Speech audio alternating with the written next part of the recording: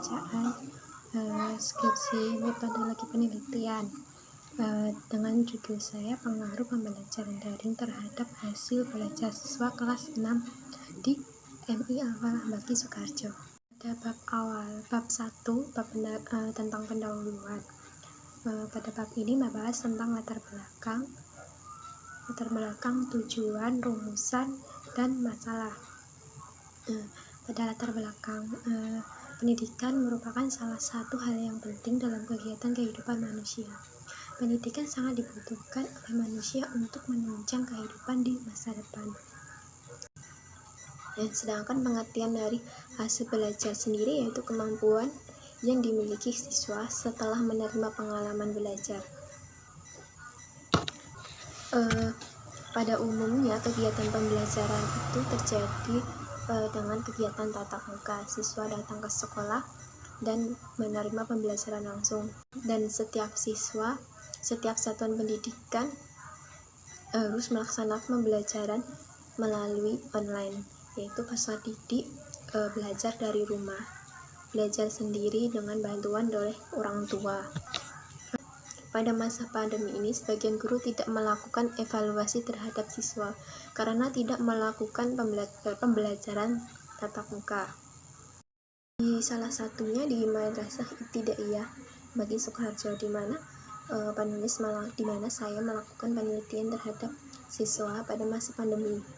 Pada masa pandemi ini, orang tua sangat berperan penting dalam kegiatan belajar.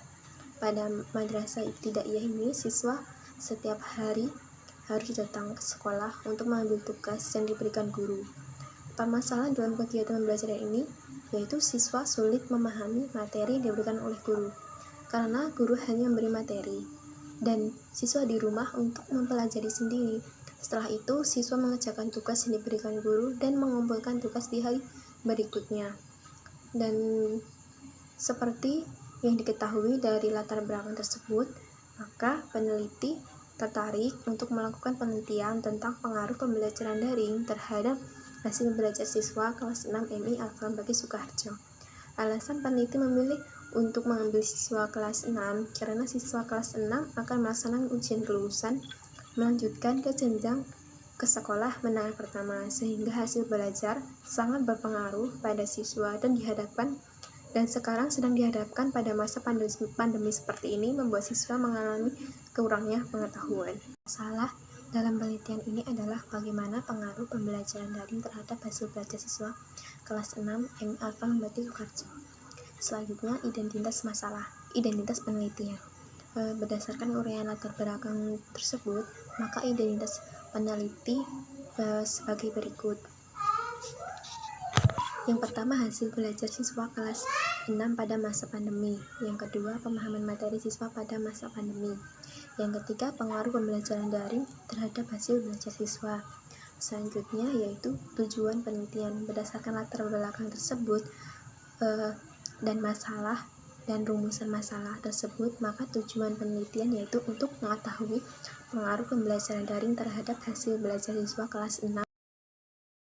Pada bab 2 terdapat kajian pustaka. Yang pertama adalah landasan teori. Landasan teori meliputi pengertian dari belajar dan juga hasil belajar. Yang pertama ada pengertian belajar. Belajar dapat didefinisikan sebagai suatu proses di mana suatu organisme berubah perilakunya sebagai akibat dari pengalaman. Selanjutnya yang kedua, pengertian dari pembelajaran. Pembelajaran adalah suatu proses interaksi peserta didik dengan pendidik dan sumber belajar pada suatu lingkungan belajar mengajar yang meliputi guru dan siswa untuk bertukar informasi satu sama lain. Yang ketiga ada prinsip pembelajaran. Prinsip pembelajaran dalam proses pembelajaran yaitu ada pembelajaran terfokus pada peserta didik, menyenangkan, interaktif, prinsip motivasi, mengembangkan kreativitas, kemandirian, pembelajaran terpadu menggunakan penguat.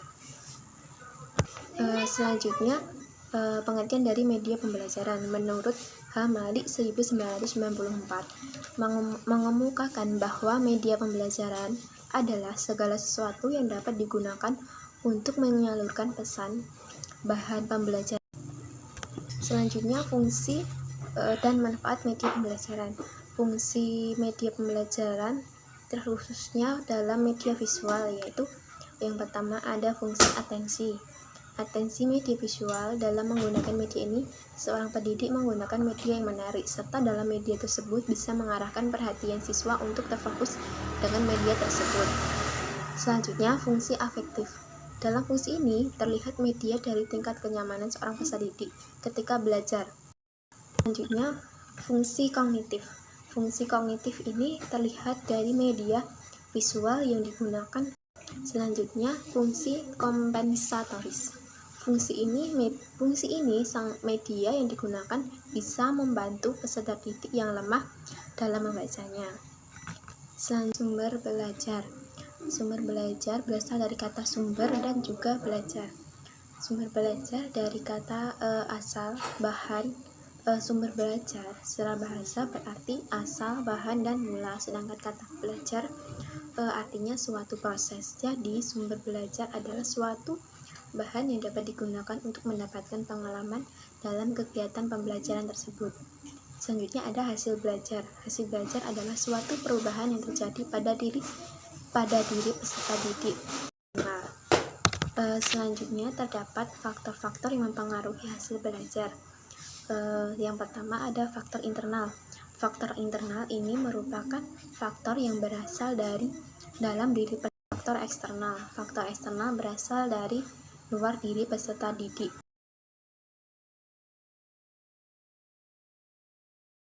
Berikutnya ada definisi dari pembelajaran daring. Pembelajaran daring ini adalah pengertian dari pembelajaran itu sendiri, yaitu sistem pembelajaran yang tidak dilakukan dengan tatap muka. Yang akan diteliti adalah pengaruh pembelajaran daring sebagai variabel X terhadap hasil belajar menjadi variabel Y. Menemukan hipotesis sebagai berikut. HA. Terdapat pengaruh pembelajaran daring terhadap hasil belajar siswa kelas 6 MI Alfalah bagi Sukoharjo. HO itu menolak, jadi tidak ada pengaruh pembelajaran daring terhadap hasil belajar siswa kelas 6 MI Alfalah bagi Sukoharjo. Penelitian. Jenis penelitian ini menggunakan penelitian kuantitatif dengan menggunakan metode survei komparatif ex post facto. Random sampling, pengambilan sampel siswa kelas 6 MI Alfalah bagi Sukoharjo secara acak, yaitu ada 20 siswa dari 2 kelas saja. Dalam penelitian ini observasi menggunakan observasi terstruktur. Pada observasi ini dilakukan secara sistematis sesuai dengan panduan observasi. Observasi yang dilakukan adalah mengamati pengaruh pembelajaran daring terhadap hasil belajar siswa. Selanjutnya ada instrumen. Instrumen yang digunakan dalam penelitian ini adalah non-test. Non-test angket ini diukur menggunakan skala Likert. Pada bagian bab 4 terdapat hasil pembahasan. Di sini terdapat yang pertama ada deskripsi penelitian. Pada bagian ini akan dibahas mengenai data dari penelitian yang telah diperoleh ketika peneliti di lapangan. Data yang akan dibahas adalah data tentang pengaruh pembelajaran daring terhadap hasil belajar siswa. Di sini peneliti menggunakan angket dan juga observasi. Pada hasil penelitian menggunakan angket, peneliti memberikan beberapa pertanyaan kepada responden. Nomor 9, yaitu mengenai siswa selalu senang pada pembelajaran yang disenangi. Di sini pembelajaran siswa dilakukan secara daring. Pada pertanyaan tersebut, siswa belajar pada pembelajaran yang disenangi. Meskipun dalam pembelajaran daring, siswa akan tetap senang belajar terhadap mata pelajaran yang mereka senangi saja. Setelah itu, dengan mata pelajaran lain, siswa juga akan sulit memahami materinya.